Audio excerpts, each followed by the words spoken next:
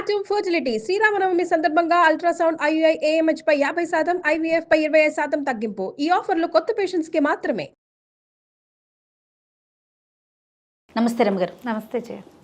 రమగారు, లౌక్యంగా ఉండటం అంటే ప్రతి సందర్భంలో మనం నోటికి అంటే మనం ఏం మాట్లాడాలనుకుంటే నాకు ఒకటి అనిపించింది, ఒక పని ఎవరో చేస్తున్నారు, అది నాకు నచ్చలేదు అని నేను స్ట్రైట్గా చెప్పేయగలగాలి. చెప్పకుండా దాన్ని కొంచెం లౌక్యంగా ఆలోచించి ఇలా చేస్తే బాగోదేమో, అలా చేస్తే ఇంకొంచెం బాగుంటుందేమో అలా చెప్పే తత్వం ఒకటి. ప్రతిసారి లౌక్యంగానూ చెప్పలేకపోతాం. అందుకని ఉన్నది ఉన్నట్టుగా మొహం మీద చెప్పేశామనుకోండి, శత్రువుల సంఖ్య అలా అలా అలా పెరిగిపోతూ ఉంటుంది. సమాజానికి మనం కొంచెం దూరంగా ఉంటామేమో అనిపిస్తూ ఉంటుంది. ఏంటి లౌక్యత అనేది తెలియకపోతే. కానీ కొంతమందికి ఇష్టం ఉండదు రమ్మగారు. వాళ్ళు మనసులో ఏది అనుకుంటే దాన్నే ఫాలో అవుతారు. అది ఎదుటి వాళ్ళకి నచ్చచ్చు, నచ్చకపోవచ్చు, వాళ్ళు మనతో ఉండొచ్చు, ఉండకపోవచ్చు కదా. ఇప్పుడున్న రోజును బట్టి లౌక్యంగా ఉండటం అనేది నేర్చుకోవాల్సిన విషయమేనా, అసలు అవసరమేనంటారా? నేర్చుకోవడం అంత సింపుల్ కాదంటాను. నేర్చుకోవటమే సింపుల్ కదా, బై బర్త్ ఉండాలా? వాళ్ళ సహజమైన తీరు, వాళ్ళ మీద వాళ్ళకి విపరీతమైన కంట్రోల్ ఉండాలి జయ, విపరీతమైన కంట్రోల్ ఉండాలి. ఇప్పుడు నేర్చుకోవటానిక నేర్చుకోవాలంటే ఒక సందర్భంలో చేస్తావు, ప్రతి సందర్భంలోనూ నువ్వు లౌక్యంగా చేయాలంటే నువ్వు ఎప్పుడు క్యాలిక్యులేటెడ్ ఐడియాస్ తోటే ఉండాలి. నువ్వు ఎలా ఉన్నావో అలాగే నువ్వు ఉండలేకపోతావు. కొంతమంది సహజంగా లౌక్యంగా ఉండేవాళ్ళు ఉంటారు. వాళ్ళు ఎంతసేపు బ్రెయిన్లో గుణించుకుంటూనే ఉంటారు. నేను ఇలా అంటే వాళ్ళు ఇలా అంటారు, తర్వాత అలా అవుతుంది, అది నాకేమైనా ఇబ్బంది అవుతుందా అని ఆలోచిస్తారు. ఇప్పుడు ఏంటంటే ఈ డిప్లొమాటిక్గా ఉండటం లౌక్యం అంటే అదే. లౌక్యానికి సరైన అర్థం ఏంటంటే లోకంతో సజావుగా వెళ్ళటం కోసం చేసేది. ప్రపంచంతో మన సంబంధ బాంధవ్యాలు పాడవకుండా మనం మెయింటైన్ చేయాలంటే we have to play diplomacy. లౌక్యంగా ఉండాలి. అది మనం తోబుట్టువులు, అన్నదమ్ములు, అక్క చెల్లెలు వాళ్ళతో కూడా ఉండాలి రమ్మగారు. అక్కడ కూడా యాక్ట్ చేయాల్సిన అవసరం ఉంది. యాక్షన్ ఏంటి, దాన్ని యాక్షన్ అని ఎలా అంటాం? లౌక్యం యాక్షన్ కాదు, అది అసలు యాక్షన్ కాదా? ఖచ్చితంగా కాదు. డిప్లొమసీ అనేది యాక్షన్ అని అనుకోకండి, అది తప్పు. ఇప్పుడు మా అక్క చేసే పని నాకు నచ్చల, నేను స్ట్రైట్గా అక్క నువ్వు చేయి మాకే, ఇది నాకు బాగోలేదు అని నేను చెప్తే నువ్వు సూటిగా చెప్పినట్టు దానికి సూటిగా ఇలా చేస్తే అలా అవుతుందేమోనే, ఇలా చేయకూడదేమో అని చెప్పటం, అది లౌక్యం కాదా? లౌక్యం ఎందుకు అవుతుంది? నువ్వు తనకు సలహా చెప్పావు, నువ్వు చెయ్యొద్దని శాసించడానికి నువ్వెవరు? ఓకే, చేయకూడదు, చేస్తే అలా అయిపోతుందని చెప్పడానికి కూడా నువ్వెవరు? సలహా చెప్పడానికి నువ్వు పనికొస్తావు, నివారించడానికి నువ్వే కాదు ఎవ్వరూ పనికిరారు. ఈవెన్ అమ్మా నాన్న కూడా అది పనికిరాదు. చెప్పాలి దీనివల్ల ఈ కాన్సిక్వెన్స్ వస్తుంది, లేదా దీనివల్ల ఇది సరి అయిన పని కాదు, ఈ పని కాదు నువ్వు చెయ్యొద్దుని నివారణ మనం ఎవరిని చేయలేం జయ. లోకం ఎట్లా ఉంటుందంటే అప్రియస్య తు పథ్యస్య వక్త శ్రోతాచ దుర్లభ అని. అప్రియము పథ్యము మనకు నచ్చదు, మనకు ఉపయోగపడుతుంది, ఇలాంటి విషయాలు ఉంటాయి కదా. మనకు ఒళ్ళు మండిపోతుంది, ఏంటి బోర్డు సలహాలు ఇస్తారు అనిపిస్తుంది. కానీ ఆ బోర్డు సలహా మనకు చాలా మంచిది. ఇది చెప్పేవాడు లేడు, వినేవాడు ఉండడు. లోకంలో చెప్పరు, వినరు. ఒకవేళ నువ్వు చెప్పావనుకో మీ అక్క వింటుందా? మరి ఇంకా తన మన అన్న రిలేషన్ ఎట్లా రమ్మగారు? నీవు లౌక్యం అని ఎందుకు అనుకుంటున్నావు దాన్ని? దాంట్లో ఉన్న కాన్సిక్వెన్సెస్ చెప్తావు, ఇది మంచి మాటే కదా. నువ్వు వద్దని చెప్పే బదులు దీనివల్ల ఇలా జరగచ్చు, వాళ్ళు ఎవరో చేస్తే వాళ్ళకి ఏదో ప్రాబ్లం వచ్చింది అని చెప్పటము కూడా నివారించటమే. నువ్వు కొట్టి నివారించడం కాకుండా తోసి నివారించవచ్చు కదా. కొట్టడానికి తోయడానికి తేడా లేదు, చాలా వేరియేషన్ ఉందని. అదే మరి ఇది. ఇప్పుడు దీన్ని లౌక్యం అనుకోవాలంటారా? లౌక్యం అనడానికి వీలు లేదు, డిప్లొమాటిక్ గా ప్లే చేయటము అంటారు దీన్ని. ఇది ఎలా ఉంటుందంటే, లౌక్యం అంటే ఏంటి మీ ఉద్దేశంలో చెప్పండి. చెప్తున్నాగా, ఒకటేసారి ఏ విషయమైనా సరే నాకే ప్రాబ్లము రాకుండా ఎదుటి వాళ్ళకి ఎంతో కొంత ఉపయోగపడేలాగా ఉంటే, ఏదైనా ఇబ్బంది వచ్చినా నా మీదకి రాకుండా ఉండటమే లౌక్యము. ఇందులో అవతల వాళ్ళకి నష్టం లేదు, అవతల వాళ్ళకి ఏ ప్రాబ్లము లేదు, వాళ్ళకి ఏమి హర్టింగ్ ఉండదు, నాకు అస్సలు ప్రాబ్లం లేదు, నాకే ప్రాబ్లము ఉండదు. ఇది లౌక్యం. ఇది ఇలాంటివి మనం 100 సార్లు చూస్తాం. తన మీదకి రాకుండా చేసుకుంది అని తెలివిగా బిహేవ్ చేసింది అనుకుంటా. మరి ఆ తెలివిని మనం లౌక్యం అనుకుంటాం. ఇది రకరకాల సందర్భాల్లో రకరకాలుగా వాడబడుతుంది. ఒక్కోసారి వాడి లౌక్యం మనకు కూడా ఇబ్బంది కలిగించే పరిస్థితి వస్తుంది. వాళ్ళు సలహా చెప్పేప్పుడు నేనున్నాను ఏదో ఒక మాట చెప్పా. ఇప్పుడు నువ్వే మనం కెమెరా ముందు కూర్చున్నాము, హెయిర్ అలా వేసుకుంటే బాగోలేదని అనుకుంటే ఇది వెనకేస్తే బాగుంటుందేమో అంటే అలా అయితే ఏం బాగుంది జయ అంటే ఎలా ఉంటుంది? వెనకేసుకో, ఎలా ఉంటుందో చూద్దాం ఒకసారి చూడు కెమెరాలో. అంటే వాక్యాల్లో డిఫరెన్స్ లేదా? డిఫరెన్స్ ఉంది కదా. ఇది కరెక్టే రమ్మగారు. ఇది హై లెవెల్లో వాడేటప్పుడు కూడా ఇది చిన్న విషయం కదా జయ. ఇలాంటి చిన్న విషయాల్లో ఇలా మాట్లాడగలిగే వాళ్ళు పెద్ద పెద్ద దౌత్య సంబంధాలు నెరవేర్చగలుగుతారు. డిప్లొమసీ ఎప్పుడు అవసరమే జయ. కాదు జయ, అసలు హెయిర్ అలా వేసుకోవటం బాగోలేదు అని మీరు చెప్పినప్పుడు నేను తీసుకోలేకపోతే ఇంకా ఈ రిలేషన్, ఈ జర్నీ ఎలా అంటే ఇన్ని రోజులు కంటిన్యూ అవుతున్నప్పుడు ఆ మాత్రం కూడా ఉండదా రమ్మగారు? ఉండదు జయ. తల్లి పిల్ల కూడా తీసుకోరు. అవునండి. అక్క చెల్లి కూడా తీసుకోరు. ఇది ఎంతసేపు నన్ను కాదంటుంది అనిపిస్తుంది. రమగారికి నేనేం వేసుకున్నా నచ్చదు అని నీకే అనిపిస్తుంది ఒకరోజు. నేను ప్లే చేయకపోతే, నేనంటే ఒక మనిషి ప్లే చేయకపోతే రెండో వాళ్ళకి నచ్చలేని స్థితిలోకి మనం వచ్చేసాం. నేనుగానే నేనేమనుకుంటున్నానో అదే యథాతథంగా భావాలే వెలిబుచ్చే అవకాశం ప్రపంచంలో ఉండదు. యథార్థవాది లోక విరోధి. కరెక్ట్. ఉండదు.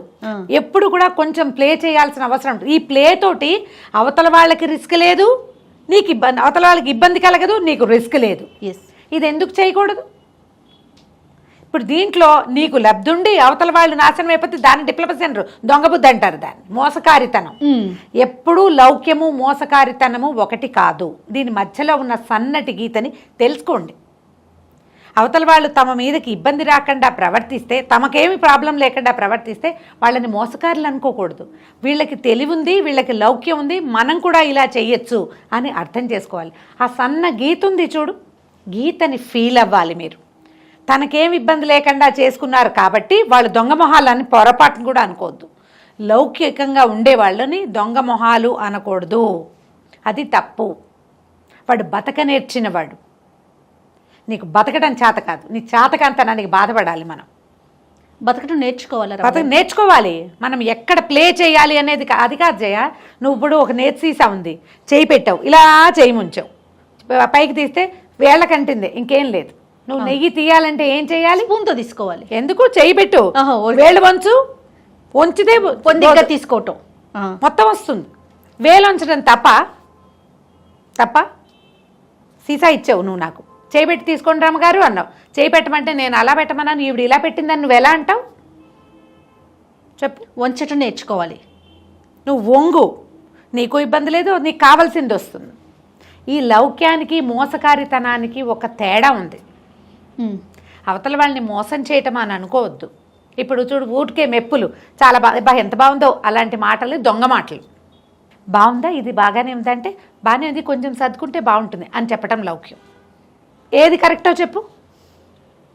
మెచ్చుకునే అంటే నొప్పించకుండా మాట్లాడటమే కరెక్ట్ కదా. కరెక్ట్. కానీ కొంతమంది మరి మాట్లాడలేకపోతారు కదా రమ్మగారు. మరి నేర్చుకోవాలి కదా. నేర్చుకోవాల్సిందే. ఖచ్చితంగా. దెబ్బలు తగులుతాయంటారా? తగులుతాయి. వాళ్ళు ప్రతిసారి అవతల వాళ్ళ లౌక్యంతో వీళ్ళు మనసు దెబ్బతింటుంది జయ. వాళ్ళు భలే లౌక్యంగా ప్రవర్తించారు అనిపిస్తుంది. మనకు చేత కాదు అది. మన చేత కానప్పుడు మనం ఏం చేయాలి? అవసరమైనప్పుడు చేయి. రోజు నేర్చుకుని నిరంతరము ఇలా బతకాలంటే వల్ల కాదు. కొంతమందికి సహజంగా ఉంటుంది అది, కొంతమంది నేర్చుకుంటారు, డిప్లొమసీ నేర్చుకుంటారు. ఇంకా కొంతమంది ఏం చేస్తారు, సందర్భానుసారంగా ఆ ఒక సందర్భంలో ఇట్లా జాగ్రత్తగా మాట్లాడాను అని అనుకుంటారు. అది ఎవరో ప్రతి వాళ్ళకి అవసరమేగా. ఏదో ఒక దశలో నేను అలా చేయలేను అంటే నీకు చేత కాదు అని అర్థం. నేర్చుకో, అది అవసరము ప్రస్తుత సమాజానికి. మనం ఎందుకంటే ఇప్పుడు మన సమాజాలు ఎంత చిన్నవి జయ, మనకి ఎంతమంది ఉన్నారు? 1 లేదా 2 అంతేనా? ఇప్పుడు ఇవి కూడా మన ఇంట్లో మన వ్యవహారం, పక్కింటి వ్యవహారం. ఈవెన్ అక్క చెల్లెళ్ళలో కూడా వాళ్ళ ఇంట్లో వంట వేరు, తీరు వేరు, ఆలోచన విధానం వేరు, జీవితం పట్ల వాళ్ళకుండే అవగాహన వేరు, మన అవగాహన వేరు. మనం పిల్లల్ని ఒక అందుకు చదివిస్తాం, వాళ్ళు ఇంకో అందుకు చదివిస్తారు. అవును. ఇప్పుడు నువ్వు నేను కలిసి ఉండాలంటే నీకు నాకు కూడా కొంచెం అండర్ ప్లే అవసరపడదా? ఈ ఉన్న సంబంధాలైనా మనం బాగా ఉంచుకోవాలి కదా. నా వాళ్ళేనని నీ నోటుకొచ్చినట్టు మాట్లాడితే ఎలా కుదురుతుంది? అవును. మీరు ఇప్పుడు నేను లౌక్యంగా ఉండండి అని చెప్తే మోసం చేయండి అని చెప్తున్నానని పొరపాటును కూడా అనుకోవద్దు. సరిగ్గా ఆలోచించండి. దానికి దీనికి తేడా ఉంది. మీరు అది ఆలోచించలేకపోతారంటే మీకు చేత కాదని అర్థం. చేత కావట్లేదు. అవతల వాళ్ళ డిప్లొమసీని మెచ్చుకోలేకపోతే కష్టం. మెచ్చుకోవాలి మనం. ఎంత బాగా ప్లే చేశారు వీళ్ళు, వాళ్ళకి ఇబ్బంది లేదు, మనకి పెద్ద ఇబ్బంది ఏం లేదు, ఓకే కదా. సో ఇది నేర్చుకోవాలి. ఇప్పుడు బాణాలు వేయటం నేర్పిస్తారు జయ. మనం దానికి ఏం చేస్తారు, డార్ట్ కనిపెడతారు, చూసి ఫోకస్డ్గా వేయాలి. అవును. 36 గీతలు ఉంటాయి, అందులో మొత్తం చివరి గీతలో కొట్టగలిగేవాడు ఒకడు. మొదటి ప్రయత్నంలోనే ఎవరైనా మధ్యలో కొట్టగలరా అసలు? ఒకటి ప్లాన్ చేస్తారు, క్రమంగా జీవితంలో నేర్చుకుంటారు. ఎప్పటికీ డిప్లొమసీ నేర్చుకోలేని వాళ్ళు కొంతమంది ఉంటారు, మహానుభావులు, దండం పెట్టాలి. కానీ పాపం వాళ్ళకి పెద్దగా జనం ఉండరు, పెద్దగా చెప్పుకునే విజయాలు ఉండవు, వాళ్ళ వెనకాల జనం ఉండరు, ఎక్కువగా ఒంటరిగా ఉండాల్సి వస్తారు. చిన్న చిన్న విషయాల దగ్గర నుంచి పెద్ద విషయాల వరకు లౌక్యం అవసరమే, కానీ దాన్ని మోతాదు మించనివ్వకూడదు. లౌక్యాన్ని మోసకారితనం వైపుకి తీసుకెళ్ళకూడదు. కుటుంబ సభ్యులతో సహా లౌక్యం అవసరమే. ఇక్కడి నుంచి ఇక్కడికి ఈ ప్రయాణంలో ఏంటి, లౌక్యం నుంచి మోసగారితనం వైపు నడిచేస్తున్నాం అనుకోండి, కాలు చెయ్యి కూడా తీసుకుని వెనక్కి వచ్చేయాలి. అప్పుడు మనం మనుషులుగా మిగులుతాం. మనకి మనుషులు ఉండటమే కాదు, మనం కూడా మనుషుల్లా ఉండాలి కదా. మనం కూడా మనుషుల్లా ఉండాలంటే హద్దులు దాటని డిప్లొమసీ అవసరమే. ఏదో ఒక సందర్భంలో అయినా నేను అప్పుడు వాళ్ళు తెలివిగా వ్యవహరించాను కాబట్టి నా సహజ ప్రవృత్తికి భిన్నంగా వ్యవహరించలేకపోతాం. దానికి ఏం చేయాలంటే మాట్లాడకుండా ఉండు, కనీసం ఊరుకో, గోడ మీద పిల్లిలాగా ఉండాలి. ప్రతి చోట గోడ మీద పిల్ల ఉంటే మనని గోపి అంటారు. ఏదైనా ఒక సందర్భంలో అయినా నిశ్శబ్దంగా ఉండవలసిన అవసరం వస్తుంది. రాముడు కృష్ణుడు పేర్లు చెప్పకండి, వాళ్ళతోటి మన జీవితం నడవదు. ఆయన అలా లేడు, ఆయనే మనకు ఆదర్శ పురుషుడు అంటే ఆయనలాగా నువ్వెక్కడ ఉంటావు? అదే కదా. 16 కళ్యాణ గుణాలు ఉన్నాయి రాముడికి, మనకెక్కడివి? మనకేం లేవవి. వాళ్ళని చెప్పుకుని వెళ్తాం మనం మనకు అవసరమైనప్పుడు. కానీ ఇది చెప్తున్నా కదా, లౌక్యము మోసకారితనంలో ఉన్న డిఫరెన్స్ని మొదట తెలుసుకోండి. ఎవరైనా మీతో డిప్లొమాటిక్గా వ్యవహరిస్తే వాళ్ళ తెలివిని మెచ్చుకోండి మొదట.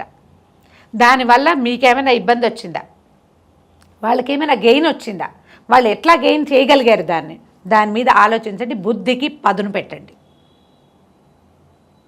పదును పెట్టాలి తప్పకుండా. పెడితే అప్పుడు మనకి అర్థమవుతుంది. అప్పుడు నీకు అవసరమైనప్పుడు నువ్వు దాన్ని వాడుకుంటావు, ఆ తెలివిని ఇంకొక చోట మనం ఉపయోగిస్తాం. అయితే ఇది ఎంతసేపు లౌక్యంగానే ఉండమన్నారని తల్లులతో, పిల్లలతో, అక్కలతో, చెల్లెళ్ళతోటి కాదు, అవసరమైనప్పుడు దానికి మీరు ఎప్పుడు ఫోకస్డ్గా ఉండాలి. ఎలా పడితే అలా ఉంటే పప్పులా కాలేస్తాం, అవతలవాడు మన మీద విజయం సాధిస్తూ ఉంటాడు. అంత అవకాశం ఇవ్వద్దు. ఎప్పుడు మనం అలర్ట్గానే ఉండాలి. ఉంటే మనం అవతల వాళ్ళ లౌక్యానికి దొరికిపోకుండా ఉంటాం, చేత వస్తుంది మనకి. అవును, అంతే. రైట్. నమస్తే రమగారు. నమస్తే జయ.